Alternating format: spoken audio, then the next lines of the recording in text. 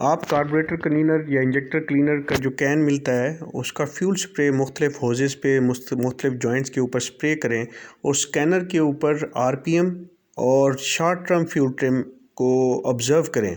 आप जैसे ही fuel spray करेंगे विद इन 1 to 2 सेकेंड आप ये देखेंगे कि आपके आरपीएम में अगर कहीं पे एयर लीक होगी तो वहाँ पे आपका जो आरपीएम है वो चेंज होगा। आपकी जो एसटीएफटी है वो लीन से रिच की तरफ जाने की कोशिश करेगी, जो पॉजिटिव वैल्यूज़ हैं वो कम होने की कोशिश करेंगी। तो उससे आपको आइडिया हो जाएगा कि इस तरफ यहाँ पे एयर लीक है।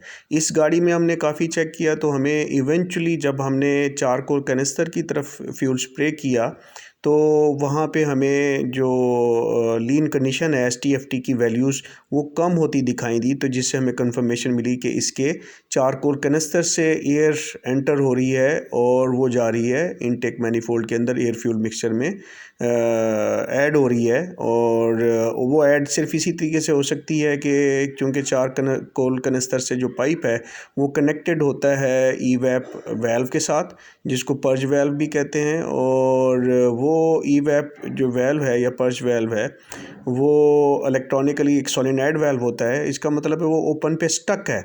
जब स्टक है तो वो जब रिक्वायरमेंट नहीं है तब भी वो हर वक्त खुला हुआ है, और जब वो खुला हुआ है तो वहाँ से एयर सक कर रहा है। तो लेट्स सी।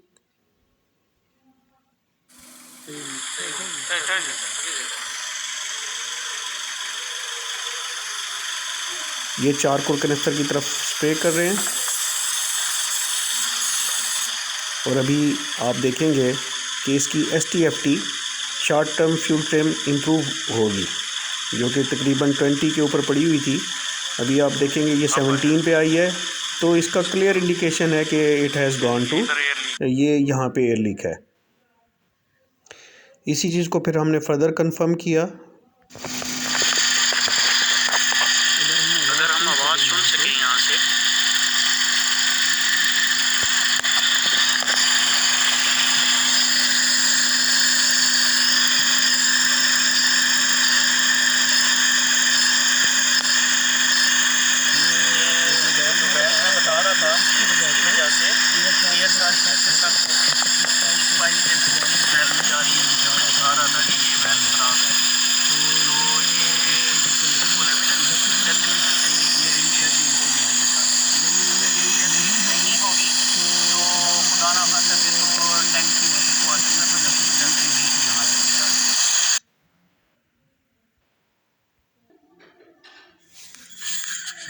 ये इसका ईवैप का एक्चुएटर है, इसमें सेक्शन होती है और इसको यहाँ से एयर नहीं आनी चाहिए। अगर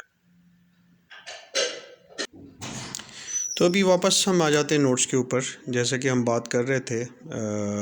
इसके अलावा आप जो सिस्टम ईवैप को हमने चेक किया, आइडेंटिफाई किया कि वहाँ से एयर लीक है और ईवैप स्टक ओपन पोजीशन पे स्टक है। इसके अलावा ब्रेक बूस्टर को एक होस जारी होती है इनटेक मैनिफोल्ड से, अगर उसका डायफ्राम भी रप्चर हो इंटरनली तो वो भी।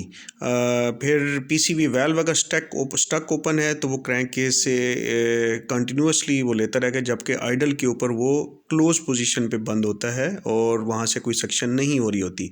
बट अगर आइडल पे ओपन होगा तो इसका मतलब ये है कि वो चेक कर रहा होगा और आपका रफ आइडल का इशू मिलेगा लाइकवाइज आपको। बट उस केसेस में थोड़ा पॉजिटिव ट्रिम की चांसेस का थोड़ा सा कम भी हो जाते हैं। बट अगर ज़्यादा इशू है तो कंटिन्यूस अगर ये स्टक ओपन होगा तो ऑब्वियसली फिर उसमें ये लीन कंडीशन के इश्यूज आएंगे। टेस्टिंग मेथड हमने जिस तरह से हमने आपको दिखाया, एक मैंने पहले ब्रीफ किया वाटर स्प्रे का मेथड है, फ्यूल स्प्रे है, उसमें फिर आरपीएम चेंज और एसटीएफटी और इवन इंजन की आवाज़ में भी फ़र्क आता है, तो उसको हमने देखना होता है।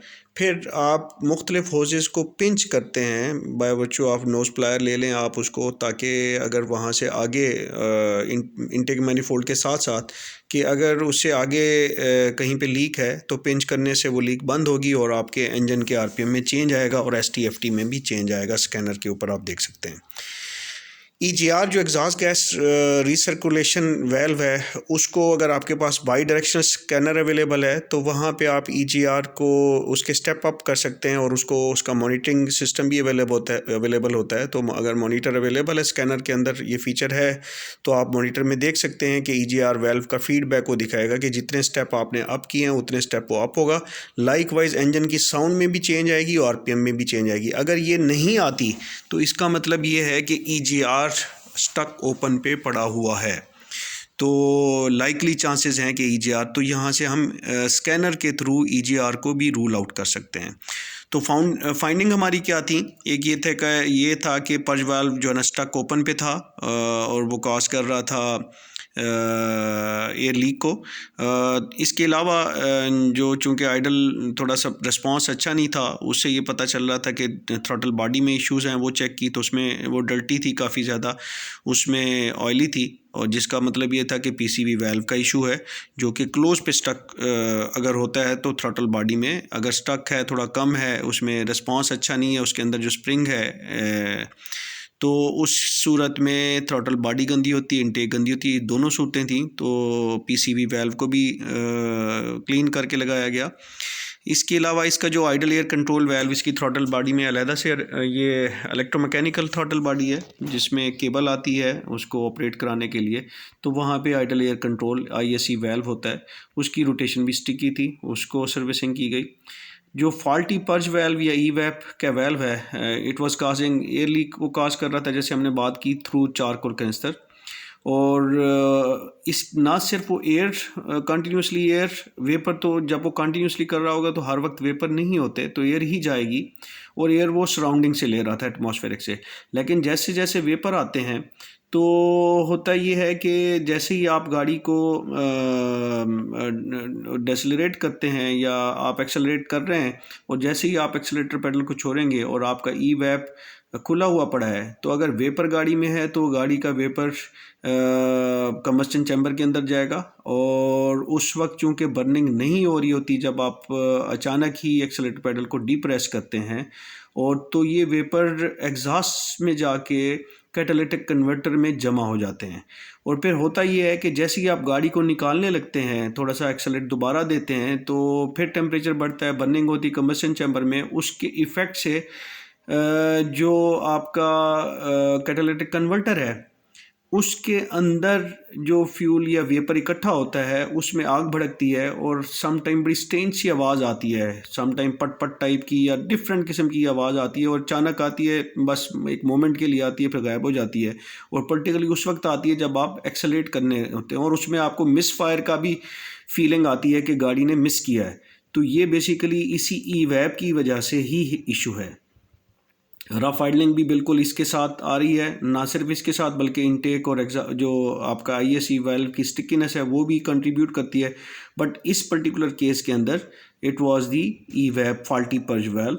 और जो मैंने अभी आपको फिनोमेना बताया है कि जब आप डीप्रेस करते हैं उस वक्त आइडल RPM की तरफ आता है और फ्यूल इंजेक्शन बंद हो जाती है, स्पार्किंग का कोई उससे वो नहीं हो रहा होता, और वेपर अगर गाड़ी में जमा होते हैं कनस्तर के अंदर, वो वेपर स्ट्रेट अवे चले जाते हैं कंबस्टन चैम्बर से अनबर्न्ड होते हुए कैटालिटिक कन्वर्टर में जमा होते रहते हैं।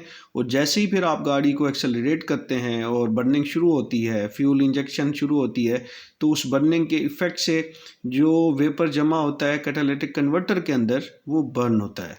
So that was all from my side. Thank you very much. अस्सलाम वालेकुम।